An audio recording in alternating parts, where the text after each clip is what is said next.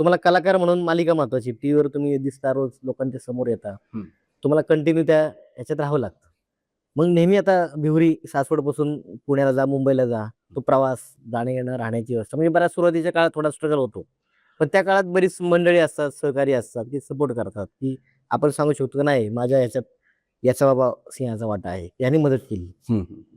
अशी कोण लोक आहेत की त्यांनी खरंच सपोर्ट केला? दिग्दर्शक चंद्रकांत गायकवाड, माझा संपूर्ण मित्रपरिवार, त्यामध्ये अमोल कटके, किरण कटके, संदीप कटके, या सर्वांचा सिंहाचा वाटा आहे.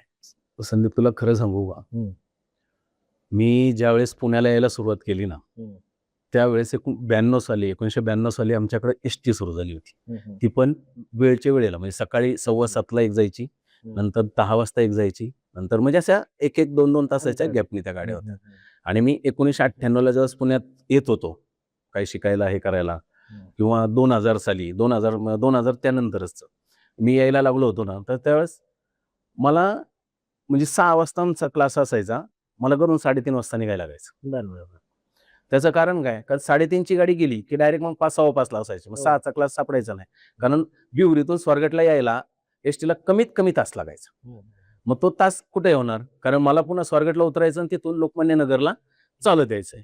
रिक्षाने येऊ शकत नव्हतं, कारण तेवढे पैसेच नव्हते.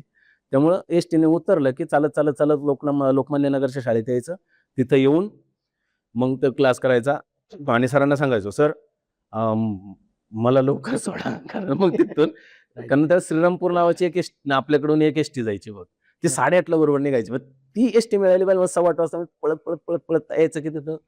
मग तो कंडक्टर ते सगळ्यांना जर असं ओळखीचं म्हणण्यापेक्षा बरेच लोक त्यांच्या ओळखीचे असल्यामुळे काय व्हायचं, ते थांबायचे.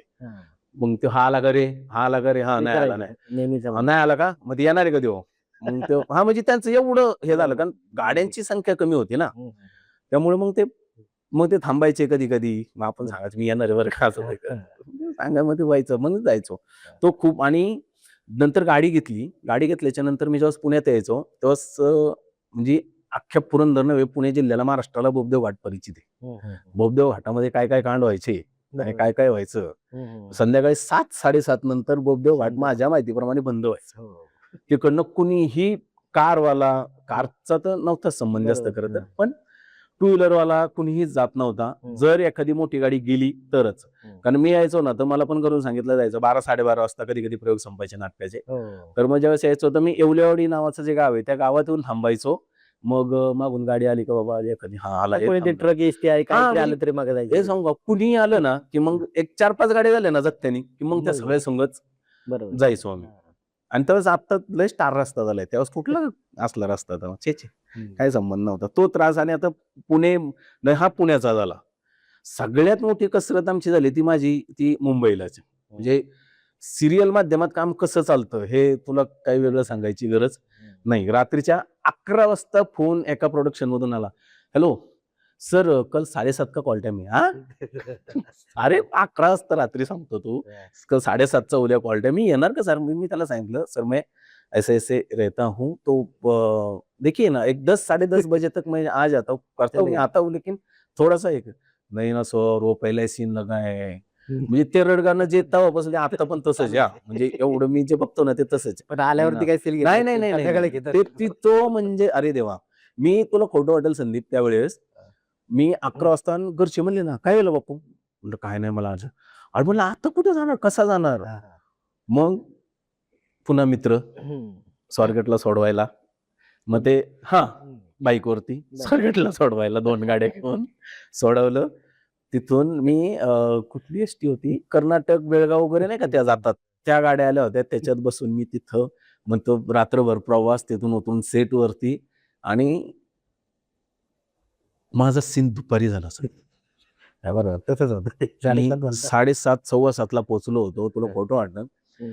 मी दुपारी ब्रेक नंतर चलो चलो चलो चलो आपका सीन लगा है. अरे मग सकाळी काय इतकं लवकर. म्हणजे हे का सांगितलं त्याचं कारण पण सांगतो, की ह्या गोष्टींची पण सवय पाहिजे. बरोबर. कारण त्यावेळेस मला या गोष्टी सवय नव्हती खरं तर.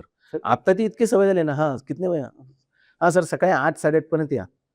ओके, आपण आपल्या वेळेत पोहोचायचं. आजही तू बघितलं, तू 11ची वेळ दिली होती, मी 10:40-45ला मी इथं पोहोचलो. बरोबर आहे. वेळेच्या आधी 10-15 मिनिटं पोहोचायचं, तिथं बसायचं. मी तुमच्याकडं सकाळी 8 ते रात्री 8 ह्या वेळेत तुमच्याकडे कामाला आलेलो आहे. त्या वेळेत तुम्ही मला कधीही बोलवा, बरोबर. मी बसून येईन. त्यामुळं नक्की, नक्की. हा. चांगलं नाही, आहे. पण ते बरं. प्रवास खूप म्हणजे तुला खोटं वाटेल, मी ह्या बसचा एक प्रवास सांगितला, असे अनेक आहे. म्हणजे रात्रीचं संदीप खोटं वाटेल, मी दुधाच्या टँकरने पण गेलेलो आहे. म्हणजे म्हणजे पैसे त्यावेळेस नसायचे. मग तो टँकरवाला मला चांगला आठवतोय, 40-50 रुपये घ्यायचा इथून. कुठं ह्याला सोडायचा तो, वाशीला का पुढे वाशीला नाही, वाशीच्या पुढे गेल्यानंतर आहे ना, काय आहे ते चेंबूर चेंबूर नका. हा, तिथं कुठेतरी सोडायचं, कारण त्यांना इकडे तिकडे जायचं असायचं. बरोबर.